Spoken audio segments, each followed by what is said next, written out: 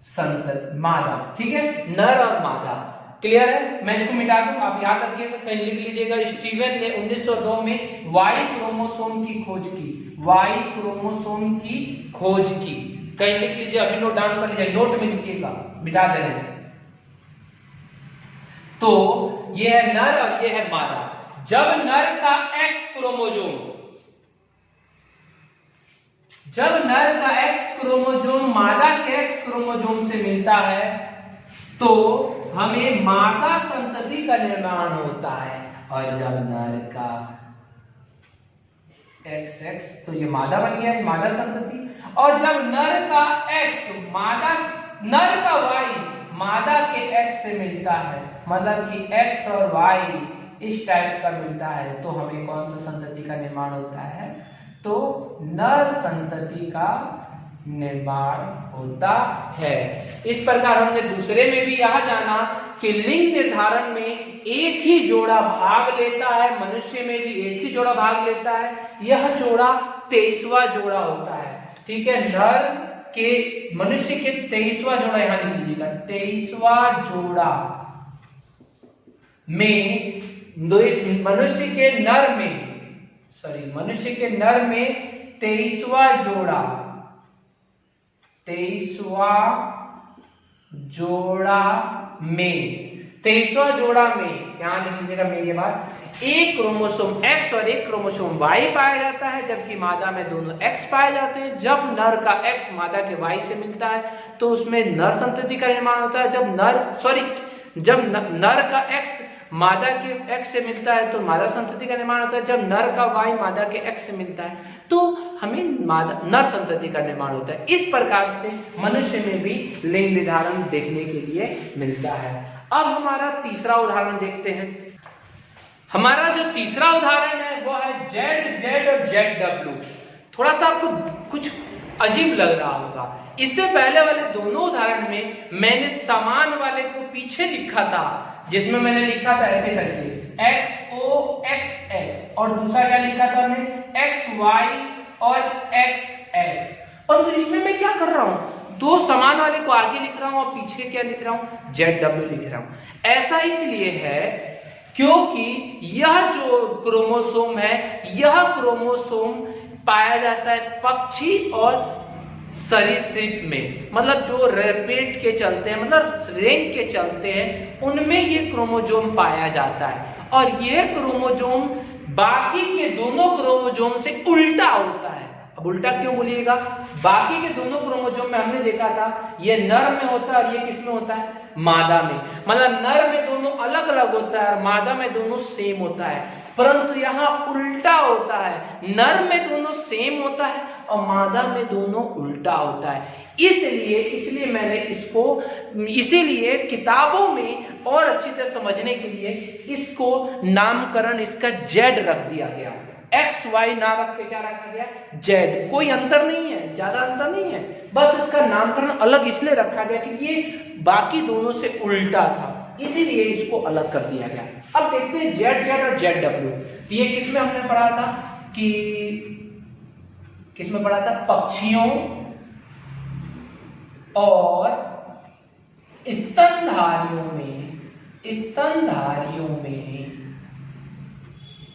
Sorry यार, पक्षियों और क्या था, रेपिटेलिया मतलब सरीसृप में, नर में, सरीसृप के नर में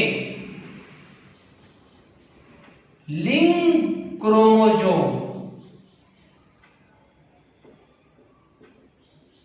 का जोड़ा समान होता है।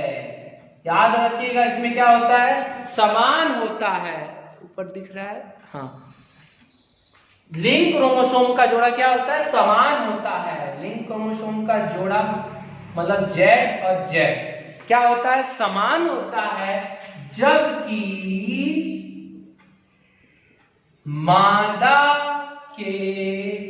मादा में लिंग क्रोमोसोम का जोड़ा, जेड डब्ल्यू है, जोड़ा असमान होता है। मतलब हमने क्या पढ़ा, पक्षी और सरीसृप में बाकी के दोनों के जैसे नहीं होता, इसमें नर का समान और मादा में लिंग क्रोमोसोम विपरीत होता है। इसका मतलब ये हुआ कि इसमें जो लिंग निर्धारण जो होगा वह नर से नहीं होगा, मादा से होगा। देखिए कैसे, ये है नर और ये है मादा। तो नर में क्या है जेड जेड और ये क्या है मादा में जेड डब्ल्यू। फिगर अगर देखना है तो आप एनसीईआरटी का देख लेंगे, उसमें बनाया रखा है, परंतु उस फिगर का कोई काम नहीं है। आप बस याद समझिए कि इसमें क्या है। तो नर में जेड तब जेड, तो नर का जेड मादा के जेड से मिला तो क्या बनेगा, नर बनेगा। नर का जेड मादा के जेड से मिला तब भी क्या बना, नर बना।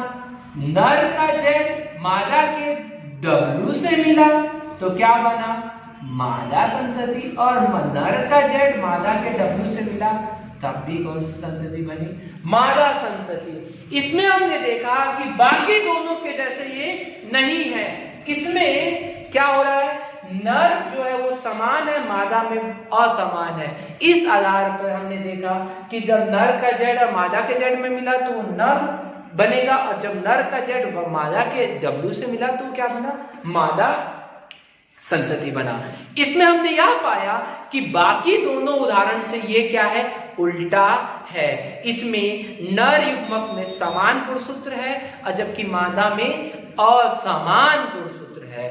और यहाँ बाकी दोनों में हमने क्या देखा था कि नर युग्मक में असमान था और मादा युग्मक में समान था। तो इस आधार पे हमारे पास दो संप्रत्यय आते हैं। इस आधार पे कितने संप्रत्यय आते हैं, तो दो संप्रत्यय। पहले आप इसको उदाहरण बना लीजिएगा, और क्योंकि लिंग निर्धारण बहुत इंपॉर्टेंट है। अगर आपसे 1 नंबर में क्वेश्चन पूछ दिया गया कि बताइए पक्षियों में नर में कौन सी गुणसूत्र, मतलब कैसे गुणसूत्र पाए जाते हैं, तो नर में दोनों समान गुणसूत्र पाए जाते हैं। तो आंसर आपका रहेगा ऑप्शन में समान गुणसूत्र पाए जाते हैं। ठीक है, तो मैं इन तीनों के उदाहरण के आधार पर दो संप्रत्यय आते हैं। अब हम दोनों संप्रत्यय को देख लेते हैं। तो चलिए अब दोनों संप्रत्यय को देखते हैं। तो पहला संप्रत्यय है नर विषम युग्मकता। नर विषम युग्मकता परिभाषा उसके नाम से लिखे, नर, नर मतलब नर, विषम मतलब सम ना हो, बराबर ना हो, युग्मकता मतलब जिसमें युग्मक बराबर ना हो। जिन जीवों में नर में उपस्थित असमान क्रोमोजोम, मतलब जिनमें नर में अगर उपस्थित असमान क्रोमोजोम लिंग का निर्धारण करते हैं उसे नर विषम युग्मकता कहते हैं। मतलब जिनमें नर लिंग का निर्धारण करने में भाग लेते हैं उन्हें विषम युग्मक, नर विषम युग्मकता कहते हैं। और दूसरी तरफ मादा विषम युग्मकता सेम वही, जिन जीवों में न मादा में उपस्थित असमान क्रोमोजोम लिंग के निर्धारण में भाग लेते हैं उसे मादा विषम युग्मकता कहते हैं। तो पहला का उदाहरण क्या होगा, तो हमने अभी 3 उदाहरण आपके सामने पढ़ा है। याद होगा आप लोग को एक XO वाला पढ़ा था। तो XO किसमें हो रहा है, मैं 3 उदाहरण को यहाँ लिख दूं, यहाँ लिख देते हैं, आप देख लीजिए। ये एक उदाहरण ये था, एक था XY XX और तीसरा था शायद ZZ और ZW। तो ये था नर और ये क्या था, मादा। तो हम देख रहे हैं ये था कीट में, ये था स्तनधारी मतलब मनुष्य ले लीजिए, और ये किसमें था, पक्षी में और रेप्टिलिया में। तो ये हम देखते हैं कि कीट में पाया जाता है। तो विषम युग्मकता का उदाहरण क्या हो जाएगा, नर कीट, क्योंकि इसमें क्या पाया जाता है, XO। और क्या हो जाएगा, मनुष्य में भी ये है, दोनों अलग अलग हैं। तो एक और इसका उदाहरण क्या हो जाएगा, मनुष्य, जिसमें X और Y गुणसूत्र पाए जाते हैं। क्लियर है। तो नर विषम युग्मकता हमारा 2 उदाहरण दिया, कीट और मनुष्य। और दूसरा नंबर अगर मादा विषम युग्मकता की बात होती है तो मादा में उपस्थित असमान क्रोमोसोम कब होगा, तो कब होता है मादा में, तो मादा में पक्षी में होता है। तो इसका उदाहरण हमारा हो जाएगा पक्षी जिसमें Z और W पाया जाता है। पक्षी कहिए चाहे, और इसको रेप्टिलिया भी मतलब सरीसृप, हिंदी में सरीसृप कहा जाता है, आप सरीसृप भी कह सकते हैं। इनमें क्या होता है, पाया जाता है। तो हमने अभी क्या जाना, विषम युग्मकता और ये सम युग्मकता। इसमें हमने जाना कि कीटों में नर जो होते हैं वे लिंग का निर्धारण करते हैं और मादा लिंग का निर्धारण नहीं करती है। मनुष्य में भी नर जो होते हैं वो लिंग का निर्धारण करते हैं, परंतु पक्षी और सरीसृप में मादा जो होते हैं वे लिंग का निर्धारण में भाग लेते हैं। तो आज हम लोग का टॉपिक जो है लिंग निर्धारण यहाँ समाप्त होता है। मैं फिर से एक बार देख लेता हूँ। 1819 में हैकिंग ने एक्स काय नामक एक संरचना दी थी, जिसको आगे एक्स क्रोमोसोम कर दिया गया। एक्स क्रोमोसोम के बाद से उसको अनेक वैज्ञानिकों ने जांच किया। जांच करने के बाद पाया कि एक्स क्रोमोसोम जो होता है वो कीटों में पाया जाता है 1, परंतु मादा कीटों में 2 पाया जाता है। इस आधार पर मादा वो कीटों का लिंग निर्धारण संभव हुआ। जब कीट में ये हुआ तब मनुष्य की बारी आई।